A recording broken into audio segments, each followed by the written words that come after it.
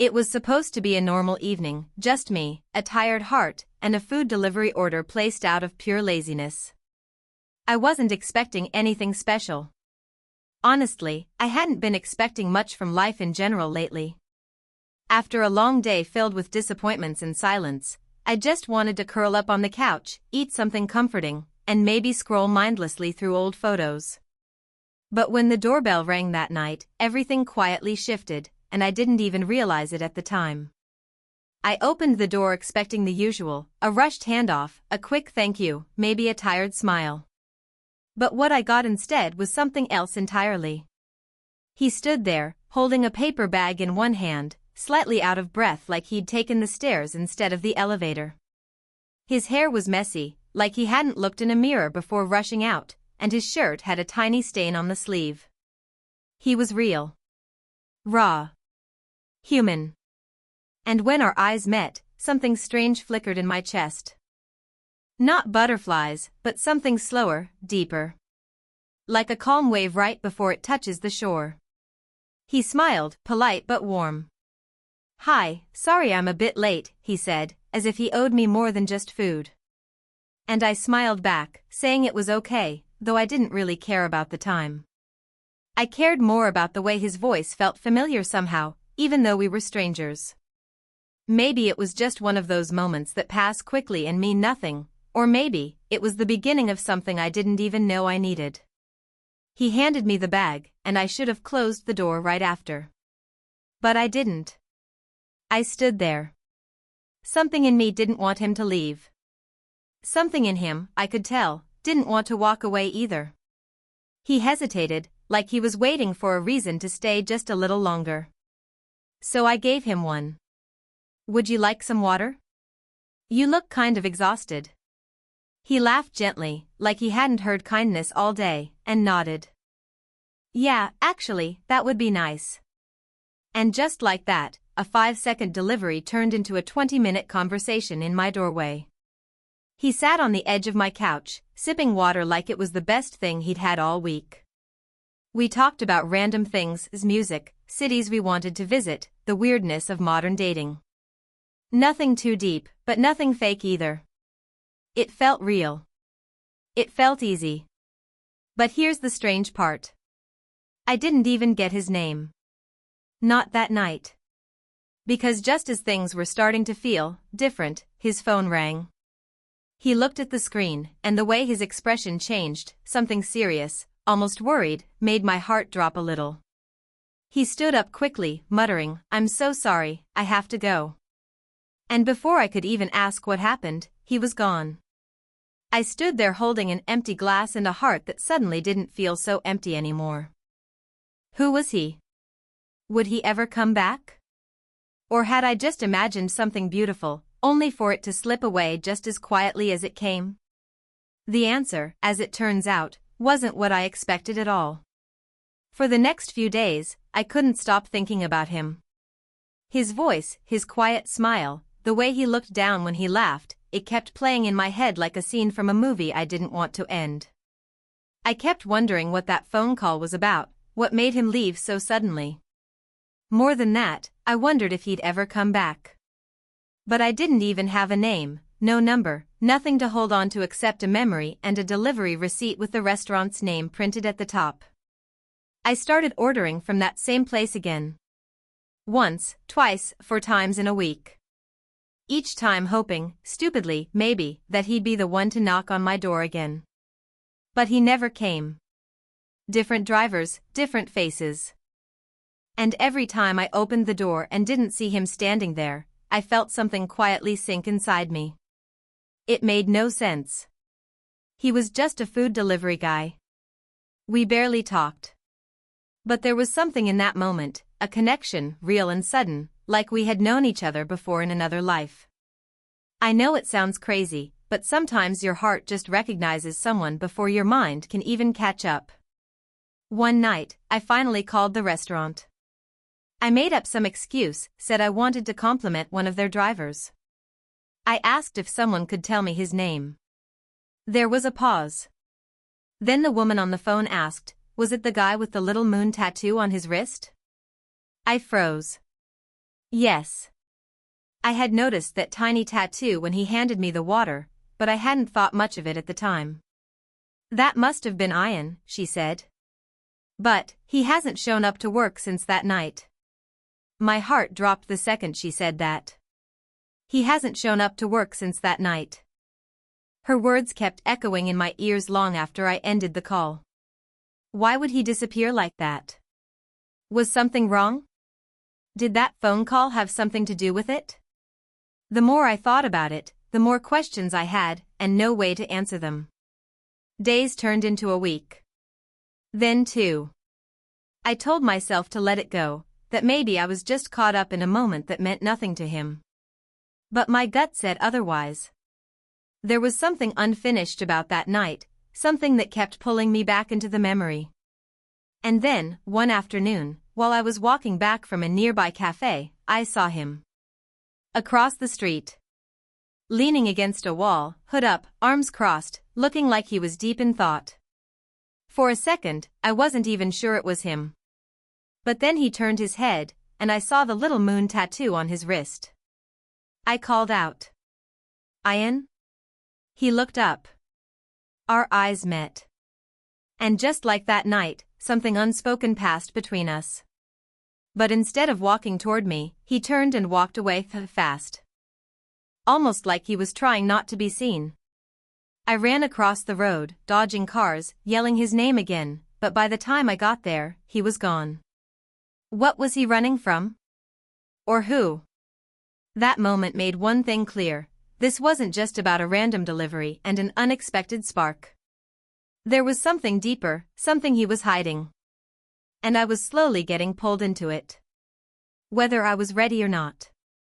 A simple food order had turned into something I never could have imagined, an emotional mystery wrapped in a true love story. I couldn't sleep that night. My mind kept replaying the moment I saw him and the way he turned away so quickly, like he was afraid, or worse, like he didn't want me involved in whatever he was dealing with. But how could I ignore it now? This wasn't just about love anymore. It had become something heavier. Something personal. And I couldn't shake the feeling that he was in trouble. The next day, I went back to the restaurant, hoping someone might know more. The same woman who answered the phone before was there in person. When I asked about Ian again, she glanced around like she wasn't sure she should be talking. Look, she whispered, he's a good guy. Keeps to himself. Never caused problems. But after that phone call he got, something changed. He quit without a word. We haven't heard from him since.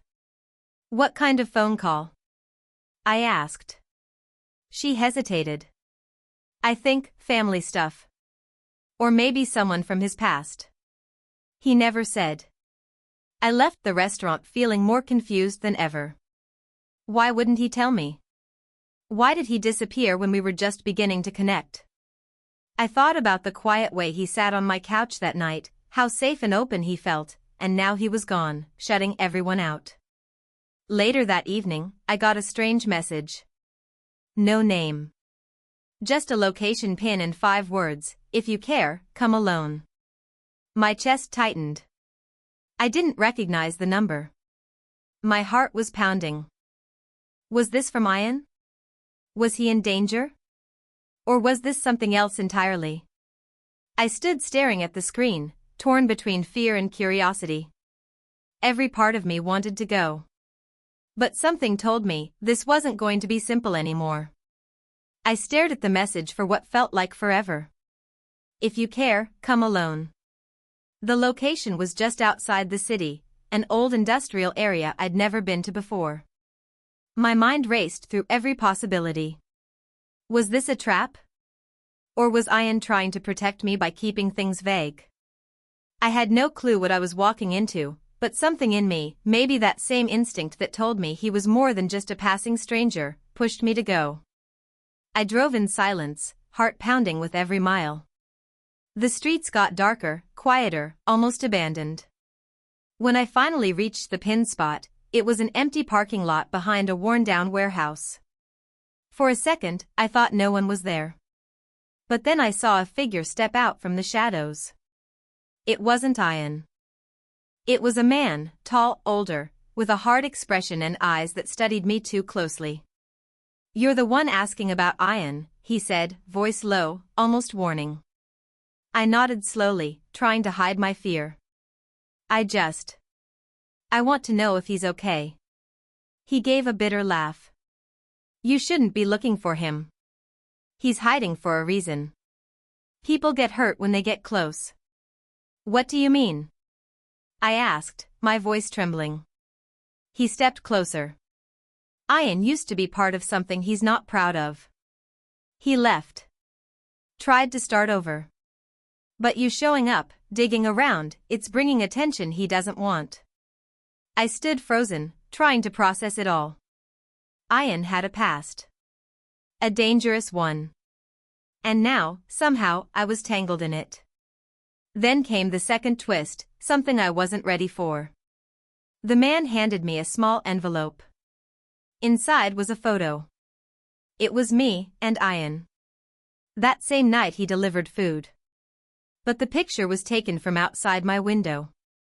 "We're not the only ones watching," the man said. "And next time, they won't just be taking pictures." My hands went cold. My mind was spinning. Someone had been following us. Watching from the start. This wasn't just about a mysterious delivery guy with a secret past.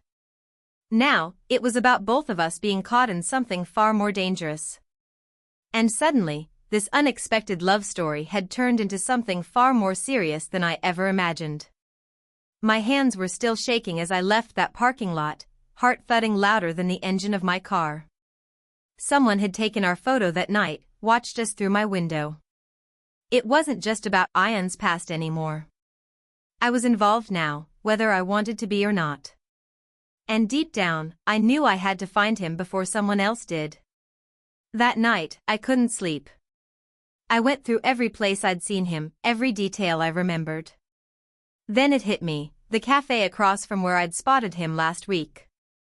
It was small and quiet, the kind of place someone might feel safe in, even while hiding. The next morning, I went there, hoping it wasn't a dead end. I didn't even get my coffee. I just waited. Hours passed. People came and went. And just when I was about to give up, I saw him, hood up, looking tired, but very much real. I called out softly, "Ian." He looked up, his eyes wide with both surprise and regret. He started to turn away again, but this time, I reached him first. "I saw the photo," I said. "Someone's watching us. They warned me. Why didn't you just tell me?" He looked down, voice barely a whisper. "Because I didn't want you to get hurt. I left that life behind, but they didn't leave me. And the moment I saw you, I knew I couldn't drag you into it." I stared at him, tears forming. "But you did. And now I need the truth, Ian. All of it." He finally told me everything. About the group he ran from, the danger he tried to escape, and how that night at my door wasn't supposed to mean anything, but somehow, it did. "You were my moment of peace," he said. "The only thing that felt real in a long time." We decided to go to the police. He gave his statement, shared what he knew, and for once, stopped running. It wasn't easy. But together, we started finding our way out of the dark. Weeks later, I got another message from an unknown number. Just one sentence. "You think it's over, but he's not the only one with secrets." And just like that, everything changed again. The message shook me, but this time I didn't panic. Maybe because I wasn't alone anymore. Ian and I had faced the worst of it together, and even though there were still shadows from his past, we were done letting fear control our lives. We reported the new message to the police. They traced the number. It was linked to someone from Ian's old circle, someone who'd been watching quietly from a distance, trying to manipulate us without ever showing their face. But their silence gave them away. A quiet investigation started, and slowly, the walls around that hidden world began to crack. As weeks turned into months, things finally started to feel normal again. Ian found a part-time job in a different part of the city. He moved into a small place not far from mine, and we started doing the little things couples do: grocery runs, movie nights, long walks in the evening where we talked about everything and nothing. It was simple, peaceful, and honest. Something neither of us had felt in a long time. And even though our love story started from something as ordinary as a food delivery, it became anything but ordinary. It became a story about second chances, unexpected connections, and how even the most random moments can change your life forever. The truth is, love doesn't always come softly. Sometimes it barges in through the door holding a takeout bag and a tired smile, and flips everything upside down without warning. As for the final message, the threat, the warning, it faded into the background over time. No one else ever showed up. Maybe it was a last attempt to scare us. Or maybe someone out there is still watching. But we've stopped looking over our shoulders. Because we've already survived the storm. And no matter what comes next, we're not facing it alone. So yeah, he just came to deliver the food. But now, he's the reason my heart beats differently. And in this true unexpected love story, the biggest twist of all was that in the middle of fear, mystery, and danger, I found home. 47.